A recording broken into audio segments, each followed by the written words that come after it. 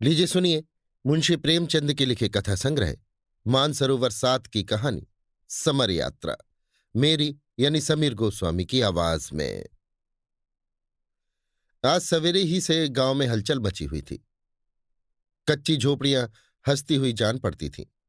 आज सत्याग्रहियों का जत्था गांव में आएगा। कोदई चौधरी के द्वार पर चंदोवा तना हुआ है। आटा घी तरकारी दूध और दही जमा किया जा रहा है। सबके चेहरे पर उमंग और हौसला है, आनंद है। वही बिंदा अहीर जो दौरे के हाकिमों के पड़ाव पर पाव पाव भर दूध के लिए मुंह छिपाता फिरता था, आज दूध और दही के 2 मटके अहिरानी से बटोर कर रख गया है। कुम्हार जो घर छोड़कर भाग जाया करता था, मिट्टी के बर्तनों का अटम लगा गया है। गांव के नाई कहार सब आप दौड़े चले आ रहे हैं। अगर कोई प्राणी दुखी है तो वो नौहरी बुढ़िया है। वो अपनी झोपड़ी के द्वार पर बैठी हुई अपनी 75 साल की बूढ़ी सिकुड़ी हुई आंखों से ये समारोह देख रही है और पछता रही है। उसके पास क्या है जिसे लेकर कोदई के द्वार पर जाए और कहे, मैं ये लाई हूं। वो तो दानों को मोहताज है। मगर नौहरी ने अच्छे दिन भी देखे हैं। एक दिन उसके पास धन जन सब कुछ था। गांव पर उसी का राज्य था। कोदई को उसने हमेशा नीचे दबाए रखा। वो स्त्री होकर भी पुरुष थी। उसका पति घर में सोता था, वो खेत में सोने जाती थी। मामले मुकदमे की पैरवी खुद ही करती थी। लेना देना सब उसी के हाथों में था। लेकिन वो सब कुछ विधाता ने हर लिया। न धन रहा न जन रहे। अब उनके नामों को रोने के लिए वही बाकी थी। आंखों से सूझता न था, कानों से सुनाई न देता था, जगह से हिलना मुश्किल था। किसी तरह जिंदगी के दिन पूरे कर रही थी और उधर कोदई के भाग उदय हो गए थे। अब चारों ओर कोदई की पूछ थी, पहुंच थी। आज जलसा भी कोदई के द्वार पर हो रहा है। नौहरी को अब कौन पूछेगा, ये सोचकर उसका मनस्वी हृदय मानो किसी पत्थर से कुचल उठा। हाय, अगर भगवान ने उसे इतना अपंग न कर दिया होता तो आज झोपड़े को लीपती, द्वार पर बाजे बजवाती, कढ़ाव चढ़ा देती, पूड़ियां बनवाती और जब वो लोग खा चुकते तो अंजलि भर रुपए उनकी भेंट कर देती। उसे वो दिन याद आया जब वो अपने बूढ़े पति को लेकर यहां से 20 कोस महात्मा जी के दर्शन करने गई थी। वो उत्साह, वो सात्विक प्रेम, वो श्रद्धा आज उसके हृदय में आकाश के मटियाले मेघों की भांति उमड़ने लगी। कोदई ने आकर पोपले मुंह से कहा, भाभी, आज महात्मा जी का जत्था आ रहा है, तुम्हें भी कुछ देना है। नौहरी ने चौधरी को कटार भरी आंखों से देखा। निर्दयी मुझे जलाने आया है, मुझे नीचा दिखाना चाहता है। जैसे आकाश पर चढ़कर बोली, मुझे जो कुछ देना है उन्हीं लोगों को दूंगी, तुम्हें क्यों दिखाऊं। कोदई ने मुस्कुराकर कहा, हम किसी से नहीं कहेंगे, सच कहते हैं भाभी। निकालो वो पुरानी हाड़ी, अब किस दिन के लिए रखे हुए हो। किसी ने कुछ नहीं दिया, गांव की लाज कैसे रहेगी। नौहरी ने कठोर दीनता के भाव से कहा, जले पर नमक न छिड़को देवर जी। भगवान ने दिया होता तो तुम्हें कहना न पड़ता। इसी द्वार पर एक दिन साधु संत जोगी जति हाकिम सूबा सभी आते थे, मगर सब दिन बराबर नहीं जाते। कोदई लज्जित हो गया। उसके मुख की झुर्रियां मानो रेंगने लगीं। बोला, तुम तो हंसी हंसी में बिगड़ जाती हो भाभी। मैंने तो इसलिए कहा था कि पीछे से तुम ये न कहने लगो, मुझसे तो किसी ने कुछ कहा ही नहीं। ये कहता हुआ वो चला गया। नौहरी वहीं बैठी उसकी ओर ताकती रही। उसका ये व्यंग सर्प की भांति उसके सामने बैठा हुआ मालूम होता था। नौहरी अभी बैठी हुई थी कि शोर मचा, जत्था आ गया। पश्चिम में गर्द उड़ती हुई नजर आ रही थी, मानो पृथ्वी उन यात्रियों के स्वागत में अपने राजरत्नों की वर्षा कर रही हो। गांव के सब स्त्री पुरुष सब काम छोड़ छोड़कर उनका अभिवादन करने चले। एक क्षण में तिरंगी पताका हवा में फहराती दिखाई दी, मानो स्वराज ऊंचे आसन पर बैठा हुआ सबको आशीर्वाद दे रहा हो। स्त्रियां मंगलगान करने लगी। जरा देर में यात्रियों का दल साफ नजर आने लगा। 2-2 आदमियों की कतारें थीं। हर एक की देह पर खद्दर का कुर्ता था, सिर पर गांधी टोपी, बगल में थैला लटकता हुआ, दोनों हाथ खाली, मानो स्वराज्य का आलिंगन करने को तैयार हों। फिर उनका कंठ स्वर सुनाई देने लगा। उनके मर्दाने गलों से एक कौमी तराना निकल रहा था, गर्म, गहरा, दिलों में स्फूर्ति डालने वाला। एक दिन वो था कि हम सारे जहां में फर्द थे। एक दिन ये है कि हम सा बेहया कोई नहीं। एक दिन वो था कि अपनी शान पर देते थे जान। एक दिन ये है कि हम सा बेहया कोई नहीं। गांव वालों ने कई कदम आगे बढ़कर यात्रियों का स्वागत किया। बेचारों के सिरों पर धूल जमी हुई थी, ओंठ सूखे हुए थे, चेहरे संवलाए, पर आंखों में जैसे आजादी की ज्योत चमक रही थी। स्त्रियां गा रही थीं, बालक उछल रहे थे और पुरुष अपने अंगोछों से यात्रियों को हवा कर रहे थे। इस समारोह में नोहरी की ओर किसी का ध्यान न गया, जो अपनी लठिया पकड़े सबके पीछे सजीव आशीर्वाद बनी खड़ी थी। उसकी आंखें डबडबाई हुई थी, मुख से गौरव की ऐसी झलक आ रही थी मानो वो कोई रानी है, मानो ये सारा गांव उसका है, ये सभी युवक उसके बालक हैं। अपने मन में उसने ऐसी शक्ति, ऐसे विकास, ऐसे उत्थान का अनुभव कभी न किया था। सहसा उसने लाठी फेंक दी और भीड़ को चीरती हुई यात्रियों के सामने आ खड़ी हुई। जैसे लाठी के साथ ही उसने बुढ़ापे और दुख के बोझ को फेंक दिया हो। वो एक पल अनुरक्त आंखों से आजादी के सैनिकों की ओर ताकती रही, मानो उसकी शक्ति को अपने अंदर भर रही हो। तब वो नाचने लगी, इस तरह नाचने लगी जैसे कोई सुंदरी नवयौवना प्रेम और उल्लास के मद में विवल होकर नाचे। लोग दो दो चार चार कदम पीछे हट गए। छोटा सा आंगन बन गया और उस आंगन में वो बुढ़िया अपना अतीत नृत्य कौशल दिखाने लगी। इस अलौकिक आनंद के रेले में वो अपना सारा दुख और संताप भूल गई। उसके जीर्ण अंगों में जहां सदा वायु का प्रकोप रहता था, वहां ना जाने इतनी चपलता, इतनी लचक, इतनी फुर्ती कहाँ से आ गई थी। पहले कुछ देर तो लोग मजाक से उसकी ओर ताकते रहे, जैसे बालक बंदर का नाच देखते हैं। फिर अनुराग के इस पावन प्रवाह ने सभी को मतवाला कर दिया। उन्हें ऐसा जान पड़ा कि सारी प्रकृति एक विराट व्यापक नृत्य की गोद में खेल रही है।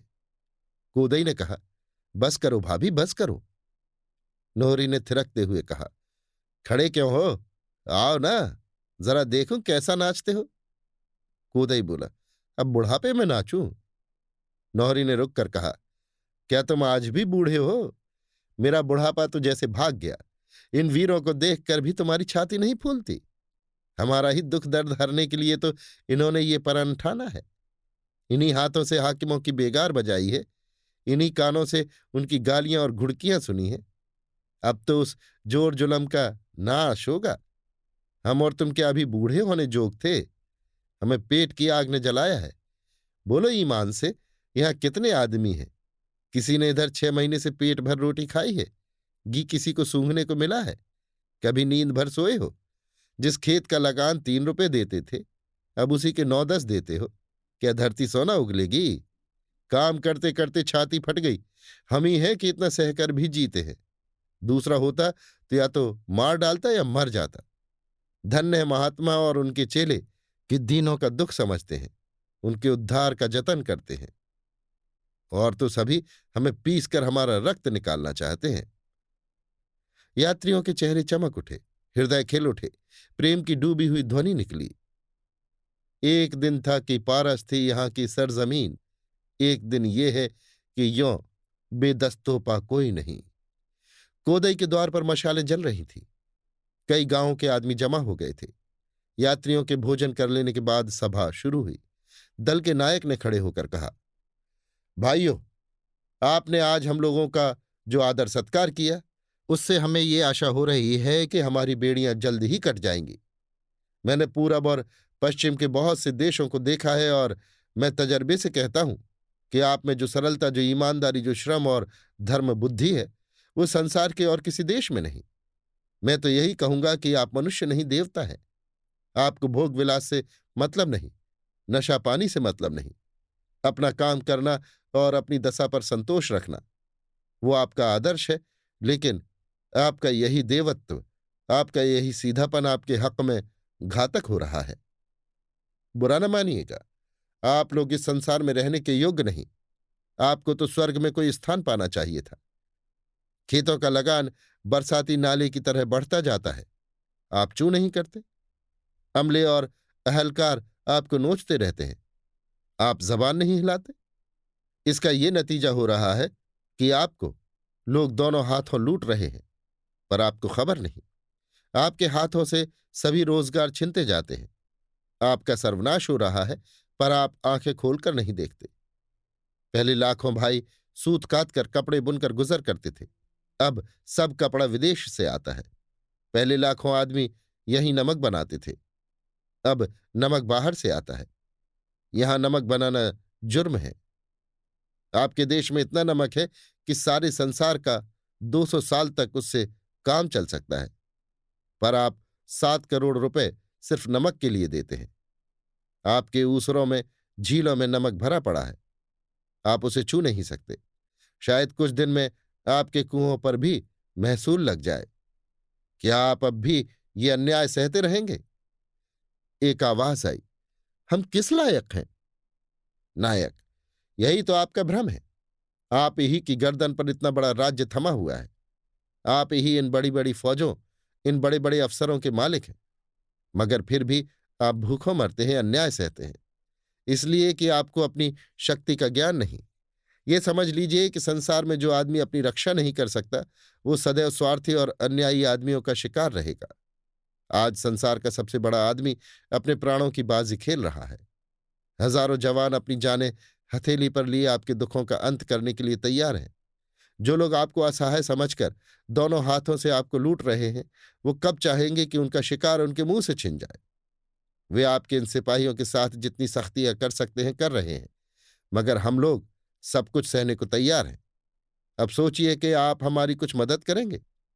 मर्दों की तरह निकलकर अपने को अन्याय से बचाएंगे, या कायरों की तरह बैठे हुए तकदीर को कोसते रहेंगे? ऐसा अवसर फिर शायद कभी ना आए। अगर इस वक्त चूके तो फिर हमेशा हाथ मलते रहिएगा। हम न्याय और सत्य के लिए लड़ रहे हैं, इसलिए न्याय और सत्य ही के हथियारों से लड़ना है। हमें ऐसे वीरों की जरूरत है जो हिंसा और क्रोध को दिल से निकाल डाले और ईश्वर पर अटल विश्वास रखकर धर्म के लिए सब कुछ झेल सके। बोलिए, आप क्या मदद कर सकते हैं? कोई आगे नहीं बढ़ता। सन्नाटा छाया रहता है। एकाएक शोर मचा। पुलिस पुलिस आ गई। पुलिस का दारोगा कांस्टेबलों के एक दल के साथ आकर सामने खड़ा हो गया। लोगों ने सहमी हुई आंखों और धड़कते हुए दिलों से उनकी ओर देखा और छिपने के लिए बिल खोजने लगे। दारोगा जी ने हुक्म दिया, मारकर भगा दो इन बदमाशों को। कांस्टेबलों ने अपने डंडे संभाले, मगर इसके पहले कि वे किसी पर हाथ चलाएं, सभी लोग हुर्र हो गए। कोई इधर से भागा, कोई उधर से। भगदड़ मच गई। 10 मिनट में वहां गांव का एक आदमी भी न रहा। हाँ, नायक अपने स्थान पर अब भी खड़ा था और जत्था उसके पीछे बैठा हुआ था। केवल कोदई चौधरी नायक के समीप बैठे हुए स्थिर आंखों से भूमि की ओर ताक रहे थे। दारोगा ने कोदई की ओर कठोर आंखों से देखकर कहा, क्यों रे कोदैया, तूने इन बदमाशों को क्यों ठहराया यहां? कोदई ने लाल लाल आंखों से दारोगा की ओर देखा और जहर की तरह गुस्से को पी गए। आज अगर उनके सिर गृहस्थी का बखेड़ा न होता, लेना देना न होता, तो वो भी इसका मुंह तोड़ जवाब देते।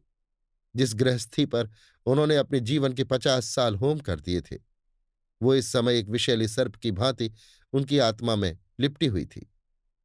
कोदई ने अभी कोई जवाब न दिया था कि नौहरी पीछे से आकर बोली, क्या लाल पगड़ी बांधकर तुम्हारी जीभ ऐंठ गई है? कोदई क्या तुम्हारे गुलाम है कि कोदैया कोदैया कर रहे हो? हमारा ही पैसा खाते हो और हम ही को आंखें दिखाते हो। तुम्हें लाज नहीं आती? नौरी इस वक्त दोपहरी की धूप की तरह कांप रही थी।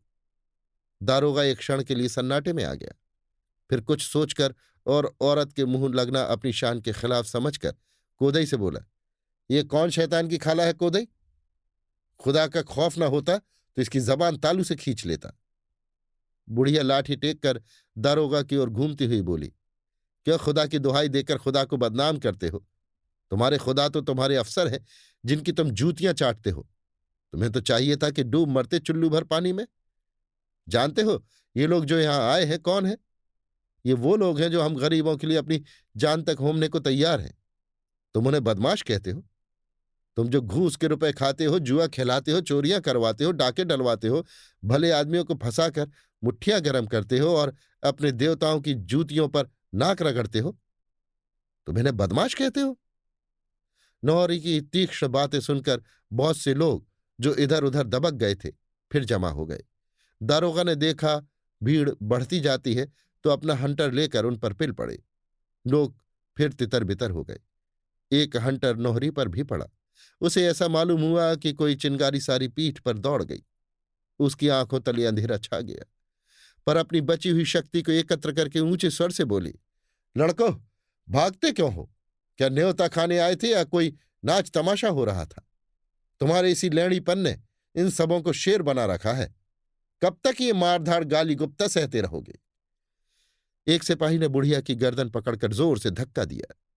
बुढ़िया 2-3 कदम पर औंधे मुंह गिरा चाहती थी कि कोदई ने लपक कर उसे संभाल लिया और बोला, क्या एक दुखिया पर गुस्सा दिखाते हो यारो?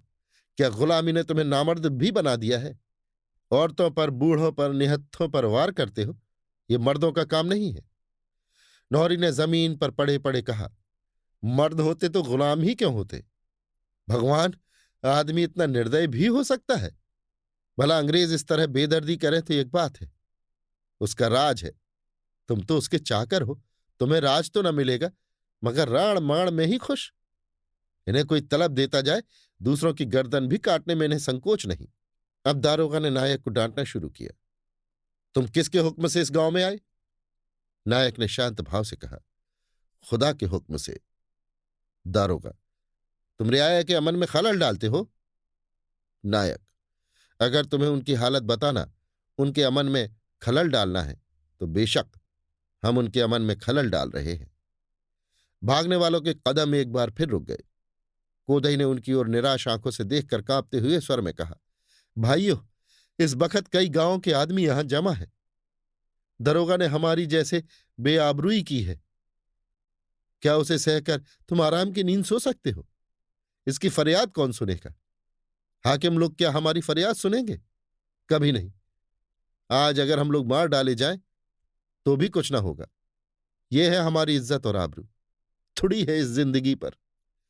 समूह स्थिर भाव से खड़ा हो गया, जैसे बहता हुआ पानी मेड़ से रुक जाए। भय का धुआं जो लोगों के हृदय पर छा गया था एकाएक हट गया। उनके चेहरे कठोर हो गए। दारोगा ने उनके तेवर देखे तो तुरंत घोड़े पर सवार हो गया और कोदई को गिरफ्तार करने का हुक्म दिया। 2 सिपाहियों ने बढ़कर कोदई की बांह पकड़ ली। कोदई ने कहा, घबराते क्यों हो? मैं कहीं भागूंगा नहीं। चलो, कहाँ चलते हो? ज्यों ही कोदई दोनों सिपाहियों के साथ चला, उसके दोनों जवान बेटे कई आदमियों के साथ सिपाहियों की ओर लपके कि कोदई को उनके हाथों से छीन ले। सभी आदमी विकट आवेश में आकर पुलिस वालों के चारों ओर जमा हो गए। दारोगा ने कहा, तुम लोग हट जाओ वरना मैं फायर कर दूंगा। समूह ने इस धमकी का जवाब भारत माता की जय से दिया और एकाएक 2-2 कदम और आगे खिसक आए। दारोगा ने देखा अब जान बचती नहीं नजर आती। नम्रता से बोला, नायक साहब, ये लोग फसाद पर आमादा हैं, इसका नतीजा अच्छा न होगा। नायक ने कहा, नहीं, जब तक हम में एक आदमी भी यहां रहेगा आपके ऊपर कोई हाथ ना उठा सकेगा। आपसे हमारी कोई दुश्मनी नहीं है। हम और आप दोनों एक ही पैरों के तले दबे हुए हैं। ये हमारी बदनसीबी है कि हम आप 2 विरोधी दलों में खड़े हैं।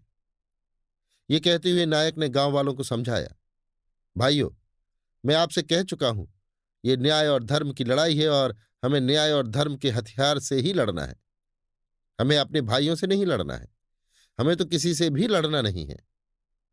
दारोगा की जगह कोई अंग्रेज होता तो भी हम उसकी इतनी ही रक्षा करते। दारोगा ने कोदई चौधरी को गिरफ्तार किया है, मैं इसे चौधरी का सौभाग्य समझता हूं। धन्य है वे लोग जो आजादी की लड़ाई में सजा पाएं। ये बिगड़ने या घबराने की बात नहीं है। आप लोग हट जाएं और पुलिस को जाने दें। दारोगा और सिपाही कोदई को लेकर चले। लोगों ने जय ध्वनि की, भारत माता की जय। कोदई ने जवाब दिया, राम राम भाइयों, राम राम। डटे रहना मैदान में, घबराने की कोई बात नहीं। भगवान सबका मालिक है। दोनों लड़के आंखों में आंसू भरे आए और कातर स्वर में बोले, हमें क्या कहे जाते हो दादा? कोदई ने उन्हें बढ़ावा देते हुए कहा, भगवान का भरोसा मत छोड़ना और वो करना जो मर्दों को करना चाहिए। भय सारी बुराइयों की जड़ है, इसे मन से निकाल डालो, फिर तुम्हारा कोई कुछ नहीं कर सकता। सत्य की कभी हार नहीं होती। आज पुलिस के सिपाहियों के बीच में कोदई को निर्भयता का जैसा अनुभव हो रहा था, वैसा पहले कभी न हुआ था। जेल और फांसी उसके लिए आज भय की वस्तु नहीं, गौरव की वस्तु हो गई थी। सत्य का प्रत्यक्ष रूप आज उसने पहली बार देखा, मानो वो कवच की भांति उसकी रक्षा कर रहा हो। गांव वालों के लिए कोदई का पकड़ लिया जाना लज्जाजनक मालूम हो रहा था। उनकी आंखों के सामने उनके चौधरी इस तरह पकड़ लिए गए और वे कुछ न कर सके। अब वे मुंह कैसे दिखाएं? हरेक के मुख पर गहरी वेदना झलक रही थी, जैसे गांव लुट गया। सहसा नौहरी ने चिल्लाकर कहा, अब सब जने खड़े क्या पछता रहे हो? देख ली अपनी दुर्दशा या अभी कुछ बाकी है? आज तुमने देख लिया ना कि हमारे ऊपर कानून से नहीं लाठी से राज हो रहा है। आज हम इतने बेशरम हैं कि इतनी दुर्दशा होने पर भी कुछ नहीं बोलते। हम इतने स्वार्थी, इतने कायर न होते तो उनकी मजाल थी कि हमें कोड़ों से पीटते। जब तक तुम गुलाम बने रहोगे, उनकी सेवा टहल करते रहोगे, तुम्हें भूसा चोकर मिलता रहेगा। लेकिन जिस दिन तुमने कंधा टेढ़ा किया, उसी दिन मार पड़ने लगी। कब तक इस तरह मार खाते रहोगे? कब तक मुर्दों की तरह पड़े गिद्धों से अपने आप को नोचवाते रहोगे? अब दिखा दो कि तुम भी जीते जागते हो और तुम्हें भी अपनी इज्जत आबरू का कुछ ख्याल है। जब इज्जत ही ना रही तो क्या करोगे? खेती बाड़ी करके, धर्म कमाकर जीकर ही क्या करोगे? क्या इसीलिए जी रहे हो कि तुम्हारे बाल बच्चे इसी तरह लाते खाएं, इसी तरह कुचले जाएं? छोड़ो ये कायरता। आखिर एक दिन खाट पर पड़े पड़े मर जाओगे। क्यों नहीं इस धर्म की लड़ाई में आकर वीरों की तरह मरते? मैं तो बूढ़ी औरत हूं, लेकिन कुछ और न कर सकूंगी तो जहां ये लोग सोएंगे वहां झाड़ू तो लगा दूंगी, इन्हें पंखा तो झलूंगी। कोदई का बड़ा लड़का मैकू बोला, हमारे जीते जी तुम जाओगी काकी? हमारे जीवन को धिक्कार है। अभी तो हम तुम्हारे बालक जीते ही हैं। मैं चलता हूं उधर, खेती बाड़ी गंगा देखेगा। गंगा उसका छोटा भाई था। बोला, भैया तुम ये अन्याय करते हो। मेरे रहते तुम नहीं जा सकते। तुम रहोगे तो गृहस्थी संभालोगे। मुझसे तो कुछ ना होगा, मुझे जाने दो। मैकू, इसे काकी पर छोड़ दो। इस तरह हमारी तुम्हारी लड़ाई होगी। जिसे काकी का हुक्म हो जाए वो जाए। नौरी ने गर्व से मुस्कुराकर कहा, जो मुझे घूस देगा उसी को जिताऊंगी। मैकू, क्या तुम्हारी कचहरी में भी वही घूस चलेगा काकी? हमने तो समझा था यहां ईमान का फैसला होगा। नौहरी, चलो रहने दो। मरती दियां राज मिला है तो कुछ तो कमा लूं। गंगा हंसता हुआ बोला, मैं तुम्हें घूस दूंगा काकी? अब की बाजार जाऊंगा तो तुम्हारे लिए पूर्वी तमाकू का पत्ता लाऊंगा। नौरी, तो बस तेरी ही जीत है, तू ही जाना। मैकू, काकी तुम अन्याय कर रही हो। नौहरी, अदालत का फैसला कभी दोनों फारिक ने पसंद किया है कि तुम ही करोगे? गंगा ने नौहरी के चरण छुए, फिर भाई से गले मिला और बोला, दादा को कहला भेजना कि मैं जाता हूं। एक आदमी ने कहा, मेरा भी नाम लिख लो भाई, सेवाराम। सबने जयघोष किया। सेवाराम आकर नायक के पास खड़ा हो गया। दूसरी आवाज आई, मेरा नाम लिख लो, भजन सिंह। सबने जयघोष किया। भजन जाकर नायक के पास खड़ा हो गया। भजन सिंह 10-5 गांव में पहलवानी के लिए मशहूर था। ये अपनी चौड़ी छाती ताने सिर उठाए नायक के पास खड़ा हुआ तो जैसे मंडप के नीचे एक नए जीवन का उदय हो गया। तुरंत ही तीसरी आवाज आई, मेरा नाम लिखो, घूरे। ये गांव का चौकीदार था। लोगों ने सिर उठा उठाकर उसे देखा। सहसा किसी को विश्वास न आता था कि घूरे अपना नाम लिखाएगा। भजन सिंह ने हंसते हुए कहा, तुम्हें क्या हुआ है घूरे? घूरे ने कहा, मुझे वही हुआ है जो तुम्हें हुआ है। 20 साल तक गुलामी करते करते थक गया। फिर आवाज आई, मेरा नाम लिखो, काले खां। वो जमींदार का सहना था, बड़ा ही जाबिर और दबंग। फिर लोगों को आश्चर्य हुआ। मैकू बोला, मालूम होता है हमको लूट लूट कर घर भर लिया है, क्यों? काले खां गंभीर स्वर में बोला, क्या जो आदमी भटकता रहे उसे कभी सीधे रास्ते पर ना आने दोगे भाई?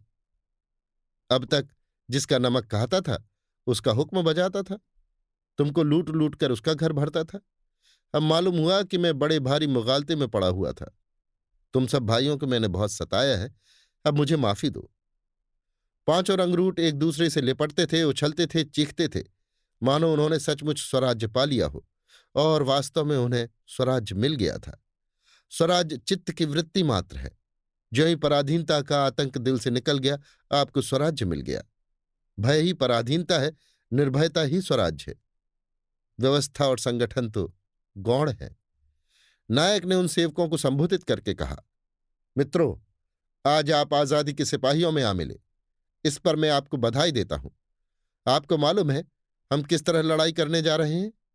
आपके ऊपर तरह तरह की सख्तियां की जाएंगी, मगर याद रखिए, जिस तरह आज आपने मोह और लोभ का त्याग कर दिया है, उसी तरह हिंसा और क्रोध का भी त्याग कर दीजिए।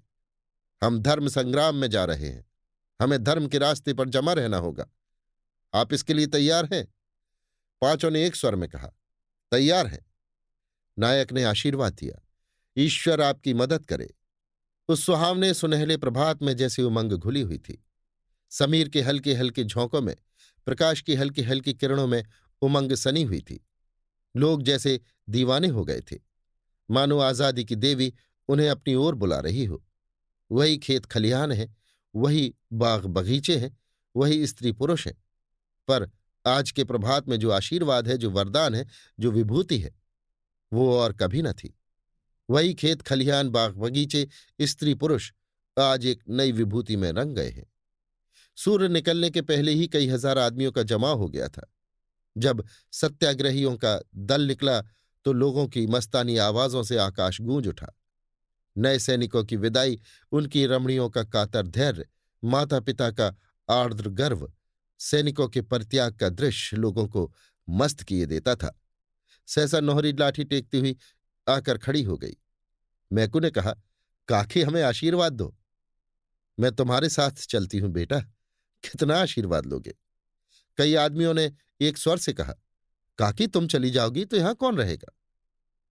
नौरी ने शुभकामना से भरे हुए स्वर में कहा, भैया, जाने के तो अब दिन ही है। आज ना जाऊंगी, 2-4 महीने बाद जाऊंगी। अभी जाऊंगी तो जीवन सफल हो जाएगा। 2-4 महीने में खाट पर पड़े पड़े जाऊंगी तो मन की आस मन में ही रह जाएगी। इतने बालक हैं, इनकी सेवा से मेरी मुकुट बन जाएगी। भगवान करे तुम लोगों के सुदिन आए और मैं अपनी जिंदगी में तुम्हारा सुख देख लूं। ये कहते हुए नौहरी ने सबको आशीर्वाद दिया और नायक के पास जाकर खड़ी हो गई। लोग खड़े देख रहे थे और जत्था गाता हुआ जाता था। एक दिन वो था कि हम सारे जहां में फर्द थे, एक दिन ये है कि हम सा बेहया कोई नहीं। नौहरी के पांव जमीन पर न पड़ते थे, मानो विमान पर बैठी हुई स्वर्ग जा रही हो।